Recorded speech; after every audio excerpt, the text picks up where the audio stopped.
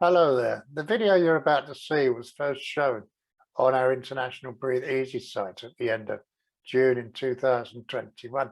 I hope that you enjoy it. The intention is in future to show videos first on International Breathe Easy, where we discuss many issues to do with lung illness. I actually host it from here near Cardiff, and we have very friendly group discussions after with members from all over the world, many from Canada, the USA, the UK here, and South Africa. So come along and join us. You'll be made more than welcome. I'll put a link below this video so that you can come along and join us on Facebook, where you see links to one of our meetings. We meet every 2 weeks. And also, if you haven't got Facebook, you can drop me an email and I'll add you to my mailing list, and then I'll send you a link there and you can join us that way. I'll also put an email address below so that you can come along and join us. Anyway, I hope that you enjoy this video, and I look forward to maybe seeing you on Zoom on our International Breathe Easy meetings. I'd like to add before I go, if you have had an interesting experience, maybe you've got an interesting hobby, maybe you have got medical experience with COPD or any other lung illness. If you have, drop me an email. I'd love to hear from you if you're willing to come along and chat with us on International Breathe Easy. That would be really good, because we are looking for speakers. Bye-bye for now. Enjoy the video. Hi there, I'm Derek Cummings, those that don't know me, and I'm speaking from near the capital of South Wales in the United Kingdom, Cardiff.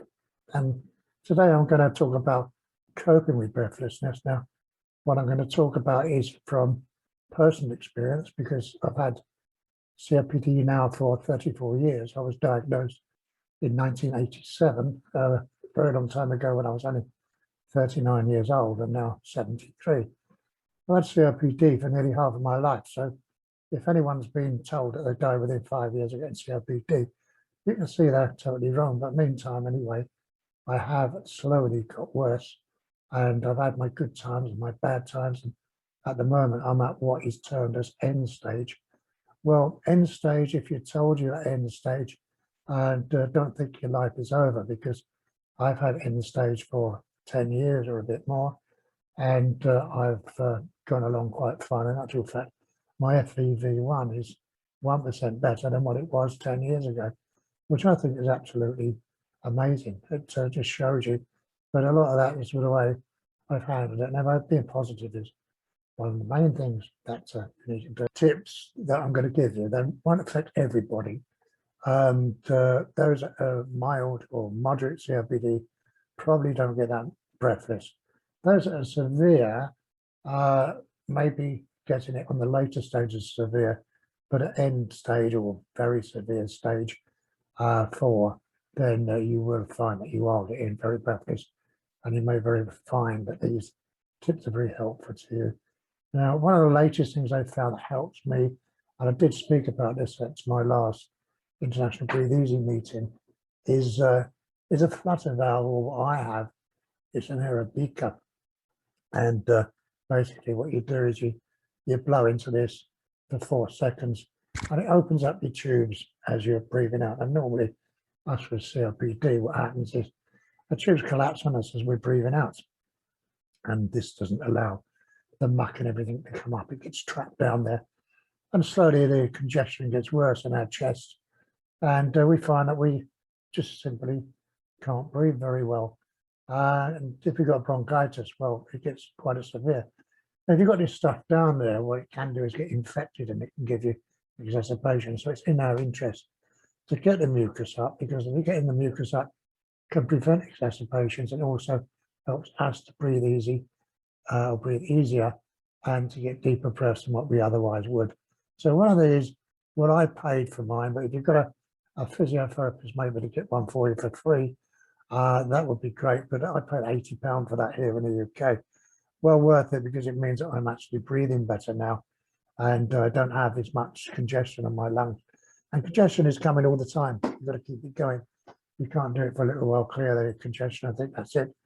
You still do it every day because you always, if you've got if you're bronchial, you've always got to keep it clear. So that's one. Now exercise. I always say move that body. Whatever you do, don't sit in the chair and do nothing. Just changing the remote control and watching the television, because that's what I term death by chair.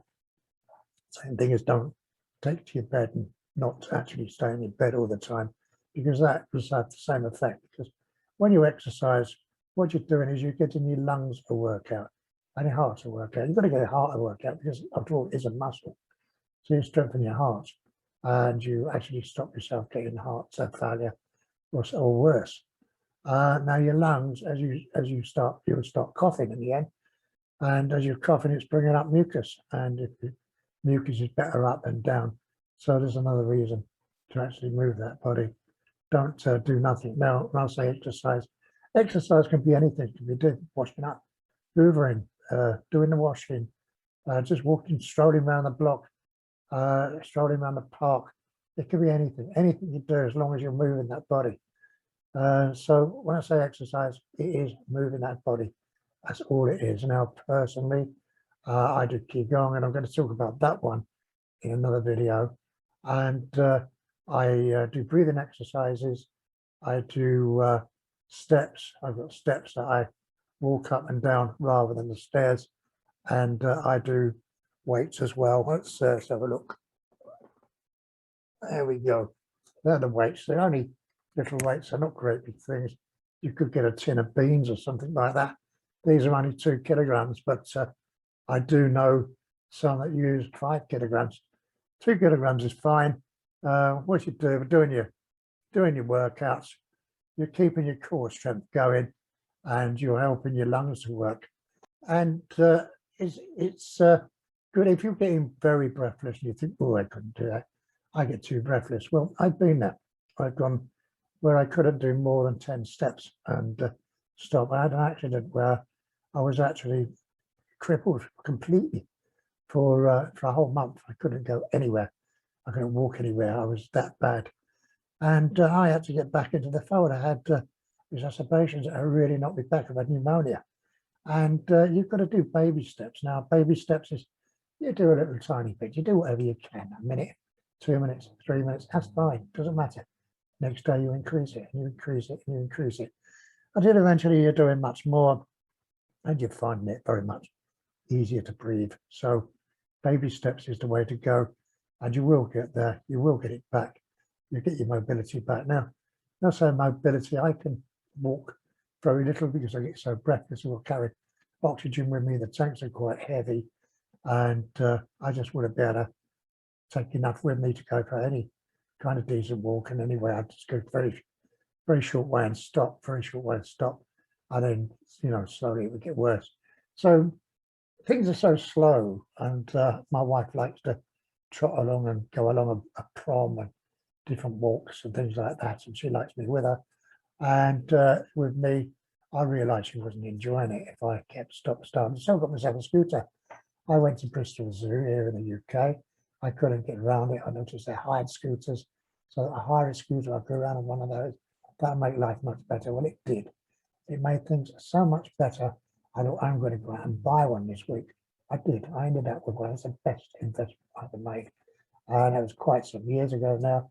I'm going to hoist into the back of the station wagon, or the estate car, as they call it over here in the UK. And I go all over the place with that scooter. It's enabled me. It's opened the world for me. The world's my oyster. And it's enabled me to carry on with my hobby, which is photography, because I can carry all my camera gear on there. I can carry the oxygen that I need. I have the spare bottle as well behind me, and coats and trolleys and everything else all goes onto that scooter. It's only a little scooter. It's not a big scooter. It's what they call a pavement scooter. And yet I can go along cliff tops with it. Okay, it's not as good as a big one, but if I go to certain parks, I can hire what they call a tramper, and that will go up mountains. It's the Rolls Royce or the Land Rover, if you like, of scooters. So it's your oyster. A lot of people want to have a scooter because they think there's a shame in it, that people are going to look at them and going to say, oh, they're giving in, look at it, they're not going to last long. Oh, poor Sally or whatever it happens to be, or poor Derek, you know. People do stare at you, and it tends to be the older people that stare. Now, it could be for a number of reasons that they stare at you. I don't know why, but I wouldn't actually worry about it. I don't worry about it. It's my life. I've gone round. I've gone to Liverpool. I've done the River Mersey. They allowed me to go on the boat with a scooter. I can go amazing places with a scooter. The world is your oyster. So if you've got a chance to get one, if you need one, go and get one, because us with CRPD, we need all the aids we can get. We need to enjoy our lives. We need to carry on with our lives. We need to have lots of optimism, you know, so go for it. Now, another aid, because we have problems with bending. Now, the reason we have trouble with bending is that we have what is called lungs. So what happens is when we bend over, we're actually crushing our lungs.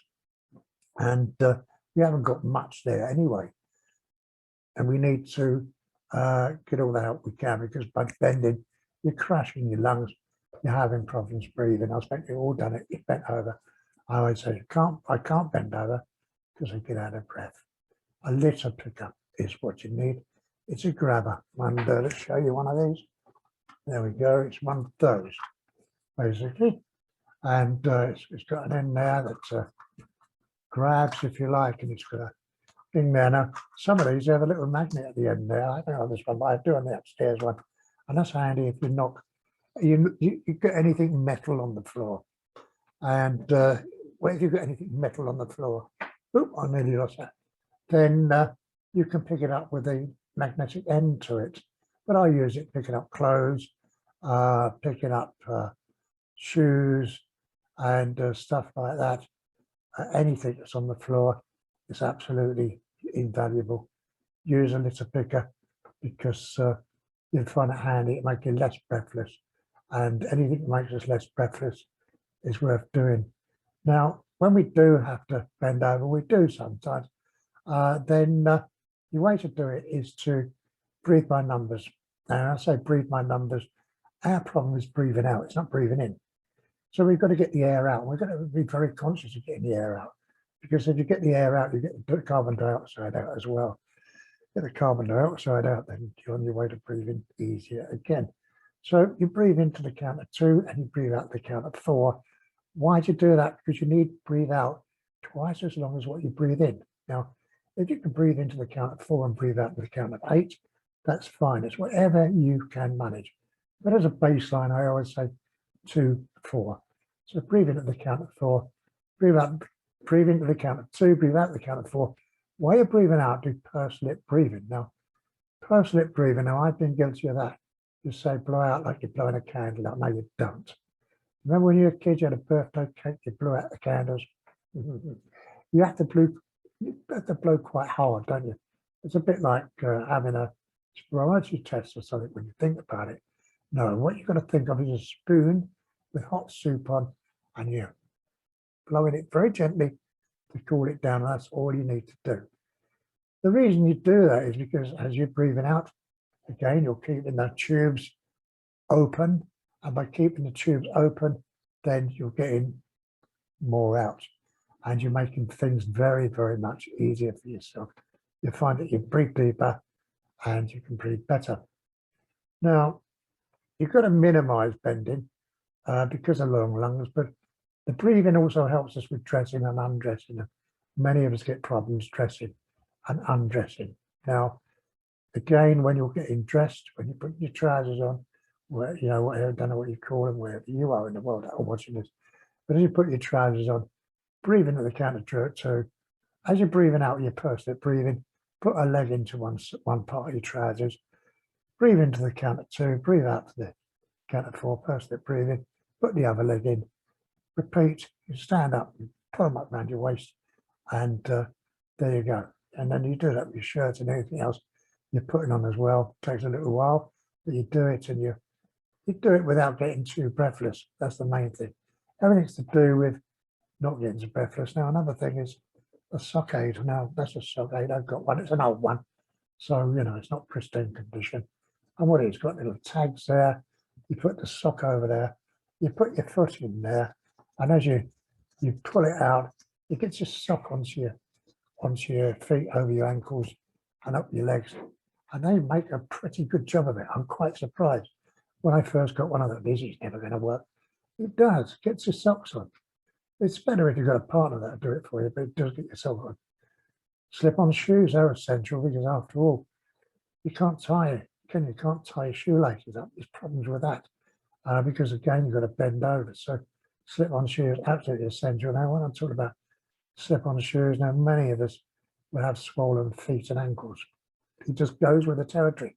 It may be the drugs that we take. It could be for any number of reasons, but many of us have swollen feet. I do, so I get special shoes. You can get them from many places. Those shoes that are bigger or deeper to allow us with swollen feet to be able to get our feet in nice. And I've got some pairs. I've got slippers that are bigger, shoes that are bigger, because normal shoes are tight, they're painful, they won't fit properly. Bear that in mind. There are places. I get mine from somewhere in Northampton here in the United Kingdom. If you want to know where it is, drop me an email or whatever. I'll put a link on, and you can get some from there, or just let me know. If you're a friend of mine, inbox me. I'll tell you where to go. Another thing to do: tracksuit bottoms, or any kind of trousers that doesn't need a belt or anything like that. You can pull over your hips.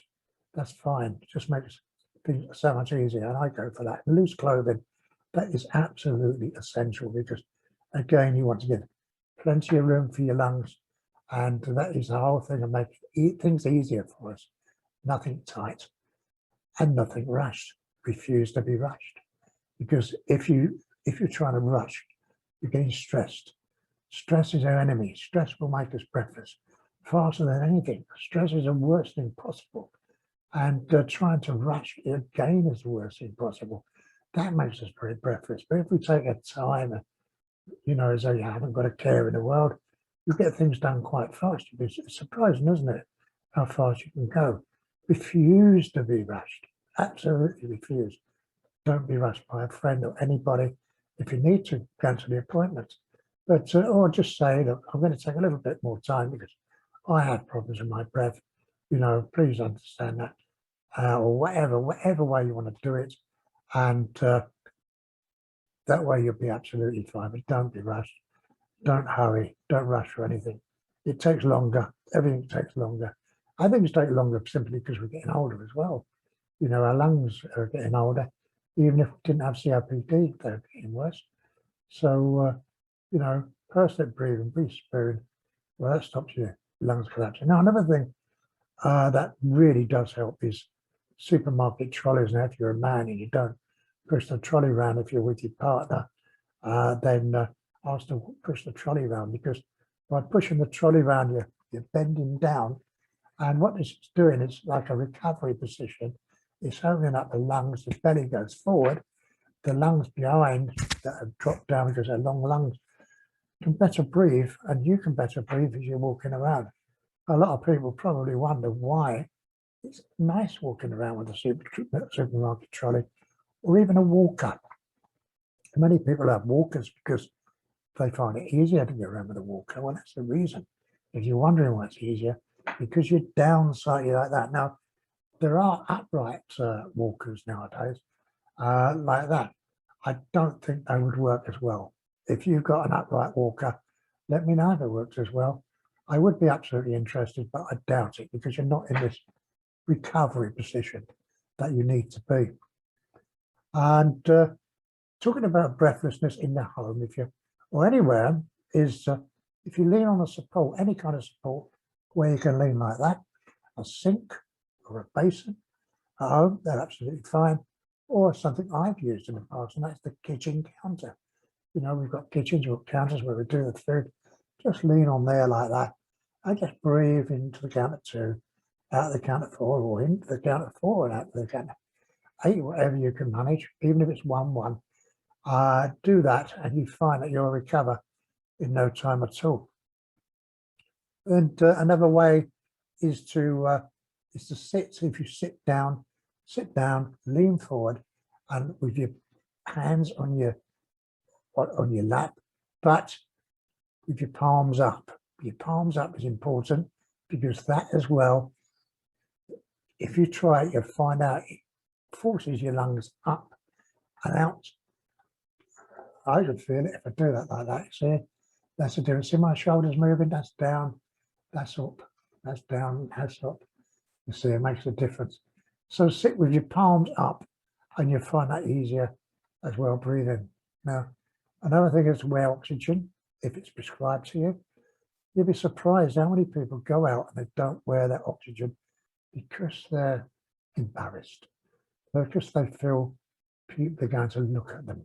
You know, well, people do look at me when I go out of my oxygen. I don't care because I'm entitled to my life. But I don't think they're looking, thinking, oh, look at you, you know, or laughing or taking a mick on you like that. They're looking at you and they're thinking, I hope I don't end up like that.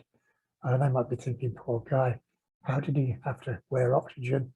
And nowadays, in some ways, it's probably, they don't ask so much because there's COVID around and they might think you must have had COVID and there is an oxygen. We don't know. Certainly don't let people accuse you because you used to smoke or something like that. And because a lot of people have COPD because of a childhood illness. I had whooping cough and that caused my problems. Some people have had other problems and that's caused us COPD, but not always by smoking. It can be chemicals, it can be pollution, so it can be a childhood illness. Climbing stairs, you should climb stairs if you can. And the reason to the way to climb stairs is to breathe in, and as you breathe out perfect breathing. As you breathe out, go up 1 or 2 steps. Stop if you, and when you're ready to do it again, when you get your breath back, do it again. Breathe in as you're breathing out 1 or 2 steps, and just keep going like that until you reach the top of the steps. Now it might be very slow at first. I do it, and it was for me very slow, but I found over time I was getting faster and faster. And you will get faster and faster too. So, you know, have a go at that. And it doesn't matter how breathless you are, but you're giving your lungs a workout, your heart a workout, you're building up some muscle, which in turn means your body will need less oxygen, which means that you will get less breathless. Showers, now that's another thing that many of us dread. Showers, they can really make us breathless for a number of reasons. It can be the humidity or whatever it is. When you have a shower, don't let the water go straight over your head. That, for many of us, makes things worse. Have it just in front, get yourself wet, soak yourself down, take the shower rose off, and then wash yourself off that way. You'll find that absolutely easier. When you come out of the shower, then use a terry towel robe in to dry yourself down. If you've got a terry towel robe in, you can put that on. That'll dry you, less energy to use. In the shower, make sure you've got grab rails for your own safety. So you've got something to hold on to if you need to, which you may need to with breathlessness. And have a seat, you know, get yourself a seat fit so you can sit as well. So, and another thing that you need is to have something anti-slip on the floor. I've got decals, you know, little round things that go on the floor. They look very nice, very neat to stop you slipping. So shower, grab rails, shower seat, and something to stop you slipping. They're essential. They make you safe. Terry towel robe in to dry yourself. In the morning with your medication, as discussed at a previous International Breathe Easy meeting, use your long-acting inhaler first.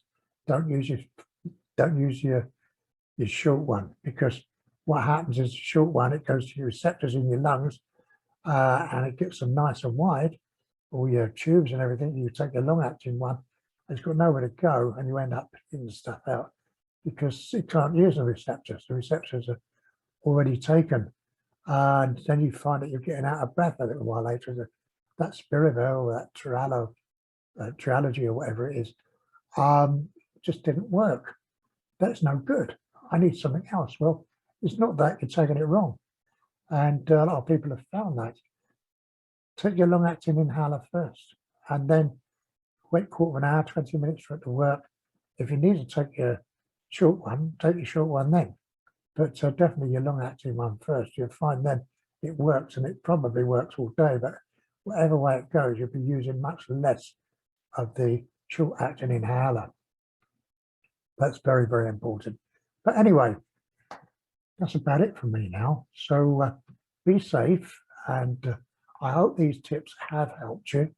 And I'll be making another one soon about all sorts of things, but Qigong I know is on the list, which I'll be talking about soon. And have a good day. Breathe easy. Bye-bye from South Wales.